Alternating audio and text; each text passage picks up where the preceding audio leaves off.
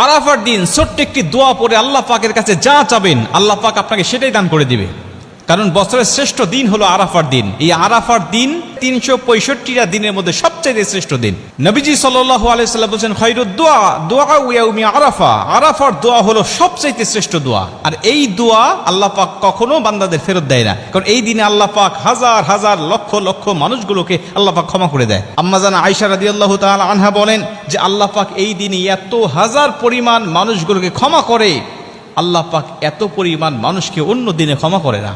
শয়তান চিৎকার করে সেদিন কাঁদতে থাকে, আল্লাহ পাক ফেরেশতাদেরকে ডাক দিয়ে বলতে থাকে, দেখো মানুষেরা আমার আরাফার ময়দানে উপস্থিত হয়ে যাদের মধ্যে ভাষার কোনো মিল নাই, দেশের কোনো মিল নাই, সবাই এক কাপড়ে আবৃত হয়ে লাব্বাইক আল্লাহুম্মা লাব্বাইক বলে বলে সবাই আমার প্রশংসা করছে, আমাকে ডাকছে।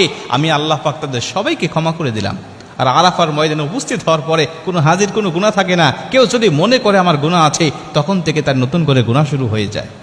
প্রিয় ভাইরা আমার, আপনি ওই দিনে আল্লাহ পাকের কাছে যদি ক্ষমা চাইতে পারেন, ওই দিনে রাসূল সাল্লাল্লাহু আলাইহি ওয়াসাল্লাম একটি দোয়া পাঠ করতেন।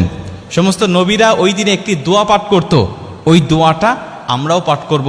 আমাদের যাদের তৌফিক হয়নি, আমরা যারা যাইনি সেখানে, আমরা নিজ নিজ দেশে থেকেও, নিজ নিজ এলাকায় থেকেও আমরা যদি দোয়াটা পাঠ করে আল্লাহ পাকের কাছে ক্ষমা চাইতে পারি, আল্লাহ পাকের কাছে কিছু চাইতে পারি, আল্লাহ পাক আমাদের খালি হাত ফেরত দিবে না, আল্লাহ পাক আমাদের দোয়াটাও কবুল করে নেবেন।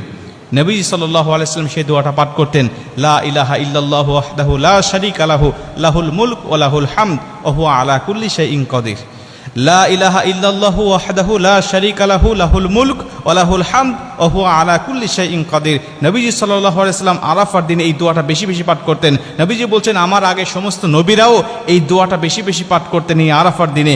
অতএব আমরা যারা যাইনি আরাফার ময়দানে, আমরা নিজ নিজ দেশে থেকেও এই দোয়াটা আমরা পাঠ করতে পারি এবং আল্লাহ পাকের কাছে দোয়া করতে পারি। এই দোয়াটা পাঠ করে আমরা নিজ নিজ ভাষায় আমাদের যা চাওয়ার দরকার, আমাদের যা পাওয়ার দরকার, আল্লাহ পাকের কাছে সেগুলো আমরা চেয়ে নিতে পারি।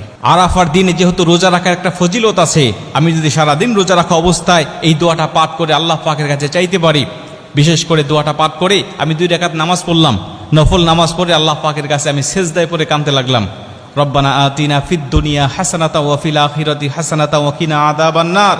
আয়াতগুলো পাঠ করে, নফল নামাজ যেহেতু আপনি যে কোনো আয়াত তেলাওয়াত করতে পারেন, বাংলা ভাষায়ও আল্লাহ পাকের কাছে চাইতে পারেন, কোনো সমস্যা নেই। আপনি এই আয়াতটা তেলাওয়াত করে দোয়াটা পাঠ করে আপনি আল্লাহ পাকের কাছে কাঁদেন, আল্লাহ পাকের কাছে চান, কি চাওয়া আপনার, কি পাওয়া আপনার, কি ব্যথা আপনার, আল্লাহ পাকের কাছে বলতে থাকেন। আমার আল্লাহ আপনাকে নিরাশ করবে না। এই দিনের ফজিলতে আল্লাহ পাক অবশ্যই আপনার মনের সব চাওয়াকে পূর্ণ করে আপনার মনের দুঃখ, ব্যথা, বেদনাকে আল্লাহ পাক দূর করে দেবেন। কারণ এই আরাফার